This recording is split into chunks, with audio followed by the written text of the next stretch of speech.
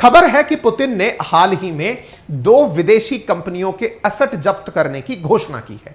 लेकिन ऐसा क्यों हुआ, ये कौन सी कंपनियां हैं, सारी बातें मैं आपको बताता हूं। आप यहां पर सुर्खी देख रहे हैं, Russian government approves list of unfriendly countries and territories. इसका निर्णय कैसे लिया गया? निर्णय लिया गया पुतिन के द्वारा सबसे पहले यह डिसाइड करके कि हमारा दुश्मन राष्ट्र कौन सा है। दुश्मन राष्ट्र, जी हां। जैसे ही लोगों ने पुतिन के खिलाफ जाना शुरू किया, पुतिन ने उन्हें अनफ्रेंडली नेशन में डाल दिया। जैसे हम लोग करते हैं फेसबुक, इंस्टा, इन सब पर जिन्हें फॉलो कर रहे हैं, अगर नाराज हैं तो उन्हें अनफॉलो कर देंगे, फ्रेंड हैं तो अनफ्रेंड कर देंगे, और ज्यादा दुश्मनी आ गई है तो ब्लॉक मार देंगे। एग्जैक्टली ऐसे ही पुतिन ने, जब सबसे पहले लोगों ने इनके साथ कार्रवाई करना शुरू की, पुतिन ने सबसे पहले अपनी लिस्ट में उन्हें अनफ्रेंड किया। जैसे भाई साहब, Jersey, Anguilla, British Virginia, Gibraltar, Ukraine, Montenegro, Switzerland, Albania, alphabetical order से Australia, South Korea, New Zealand, Singapore, Taiwan, सबको अनफ्रेंड कर दिया। Unfriend unfriend unfriend. इन्हीं में से एक अनफ्रेंड की कंपनी है जिसका नाम है यूनिपर। ऐसे ही एक अनफ्रेंड की नाम है जिसका नाम है फॉर्टूम पीजेएस। यूनिफर जो है, यूनिपर नामक जो कंपनी है वो जर्मनी की है, और फॉर्टम नामक जो कंपनी है वो फिनलैंड की है। बढ़िया कारोबार है इन लोगों का। इन्हीं के कारोबार पर सबसे पहले धावा बोला गया है। कहा कि अब आप लोगों का मैनेजमेंट डिसीजन लेने में आप लोगों का निर्णय नहीं चलेगा, हमारा निर्णय चलेगा। सवाल बड़ा बना, ऐसा आखिर हुआ क्यों और अचानक क्यों हुआ? चलिए एक एक करके विस्तार पूर्वक चर्चा करते हैं। जैसा मैंने शुरुआत में कहा था, जैसे को तैसा करने की कार्रवाई की है पुतिन ने। तो पहला कारण जान लीजिए। पहला कारण क्या है ना जी, कि मॉस्को, देखिए आपको याद होगा कि जितने भी देश हैं वो जब भी किसी अन्य देश के साथ व्यापार करते हैं तो उस देश में अपना कुछ धन छोड़ कर रखते हैं। जैसे इंडिया की बात कर लो तो इंडिया वालों ने अमेरिका में अपनी एक एम्बेसी की बिल्डिंग खरीद रखी होगी। इंडिया का बहुत सारा पैसा अमेरिका की बैंकों में जमा होगा। हमारे बहुत सारे वित्तीय लेन देन होंगे जो अमेरिकी बैंकों में होंगे। हमारे बहुत सारे बिजनेसमैन ऐसे होंगे, चाहे वो इन्फोसिस हो, चाहे टाटा, बिरला, अंबानी, ये कोई भी हो, इनके भी बहुत सारी कंपनीज, बहुत सारे ऑफिसेज, बहुत सारे एसेट्स जो हैं वो हो सकता है अमेरिका में हो। ऐसी स्थिति में तमाम प्रकार के जितने भी अन्य देश हैं वो भी अमेरिका या अन्य देश के साथ व्यापार करते हुए अपने निवेश रखते हैं। जैसे आज कोई इंडिया में अमीर आदमी बनने की चाहत रखता है तो वो 2-4 जगह घर खरीद लेता है, और जो इंडिया का ही सबसे अमीर आदमी होगा वो 2-4 देशों में जमीनें खरीद लेता है। ऐसे ही बहुत सारे अमीर जो हैं इंडिया के, ऐसे ही रूस के भी अमीर होंगे। तो रूस के अमीरों ने भी दुनिया भर में पैसे से संपत्ति खरीदी होंगी।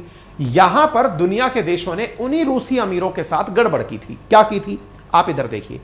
फ्रांस ने लगभग $24 बिलियन के सेंट्रल बैंक के असेट रशिया वालों के जब्त कर लिए। कब? मार्च 21, 2022 में। यह बिल्कुल ऐसे हुआ जैसे आप लोगों का उधार खाता चल रहा है, आपका पैसा मेरे पास जमा है, जैसे ही आपसे लड़ाई हुई, चल भाग जा, अब तेरे को पैसा नहीं मिलेगा।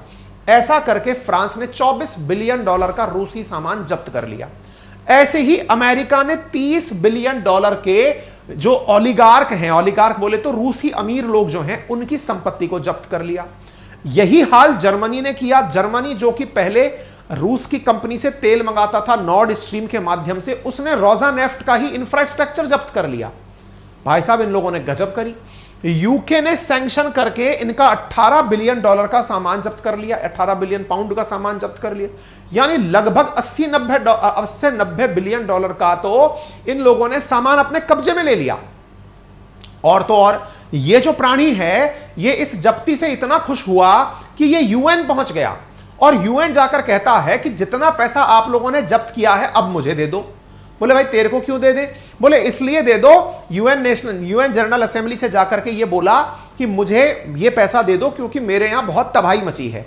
बोले चलो इस बात पे वोटिंग करा लेते हैं। आपको जानकर आश्चर्य होगा, इसको पैसे देने के नाम पर मात्र 94 देशों ने इसका समर्थन किया, बल्कि 74 देशों ने वोटिंग में ही पार्टिसिपेट नहीं लिया।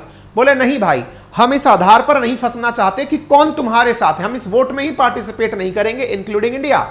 और 14 देशों ने इसका विरोध किया। एक प्रकार से 88 देश ऐसे हो गए जो कि विरोध में थे इस बात के, लेकिन चूंकि 94 देशों की सहूलियत थी, इसलिए अमेरिका ने उठा करके इस यूक्रेन को पैसा जो जब्त किया था वो पकड़ा दिया कि ले भाई तू पकड़। यूरोपियन यूनियन ने इस तरह से और देशों से आग्रह किया कि रशिया की संपत्ति जब्त कर लो। ऐसा करके यूएस और यूरोपियन यूनियन ने बड़ी मात्रा में रूस की संपत्तियां जब्त की। बिलियंस ऑफ डॉलर जब्त कर लिए।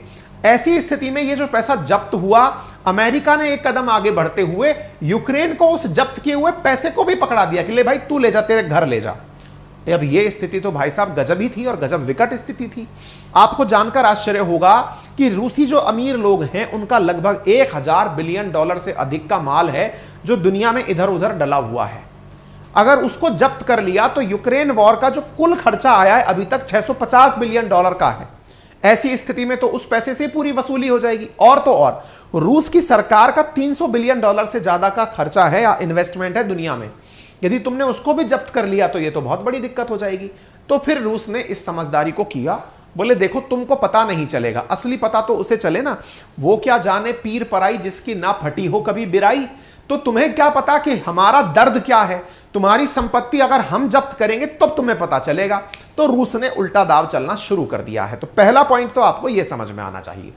दूसरी बात जो समझ में आनी चाहिए वो ये है कि अभी तक लोगों के दिमाग में जो इमेज जा रही है वो ये है कि पुतिन के खिलाफ सब लोग कार्रवाई कर रहे हैं, पुतिन कुछ नहीं कर रहे हैं। जैसे अभी रिसेंट डेज में एक खबर थी, आपने यदि देखी हो, कि यदि भारत आए तो गिरफ्तार हो जाएंगे पुतिन। आपको याद होगा इंडिया में G20 की बैठक है, SCO की बैठक है, वहां पर पुतिन को आना है। आपको मालूम होगा ICC इंटरनेशनल क्रिमिनल कोर्ट के द्वारा पुतिन के खिलाफ अरेस्ट वारंट जारी किया गया है। जब पुतिन के खिलाफ अरेस्ट वारंट जारी किया हुआ है तो इस आधार पर गिरफ्तारी तय होनी चाहिए ICC मेंबर नेशंस में। भारत चूंकि ICC का सिग्नेटरी नहीं है, इंटरनेशनल क्रिमिनल कोर्ट का सिग्नेटरी नहीं है, इसलिए भारत आने पर भी पुतिन गिरफ्तार नहीं होंगे। लेकिन ICC का जो सिग्नेटरी देश होगा, यदि वहां पर पुतिन गए तो वो वहां गिरफ्तार हो जाएंगे। और ऐसा ही कोइंसिडेंस बन रहा है इस अगस्त में। क्या हो रहा है? असल में अगस्त में ब्रिक्स देशों की बैठक हो रही है साउथ अफ्रीका में। ब्रिक्स नेशन में ब्राजील, रशिया, इंडिया, चाइना और साउथ अफ्रीका शामिल है। साउथ अफ्रीका में ब्रिक्स नेशन की बैठक है जहां पर पुतिन को खुद जाना है। अब ब्रिक्स देशों की बैठक में पुतिन जाएंगे साउथ अफ्रीका, और साउथ अफ्रीका ICC का सिग्नेटरी है। ऐसी स्थिति में यदि ICC का सिग्नेटरी है साउथ अफ्रीका, तो टेक्निकली ICC के सिग्नेटरी यानी कि साइन करता होने के कारण ICC के फैसले मानने के लिए बाध्य है।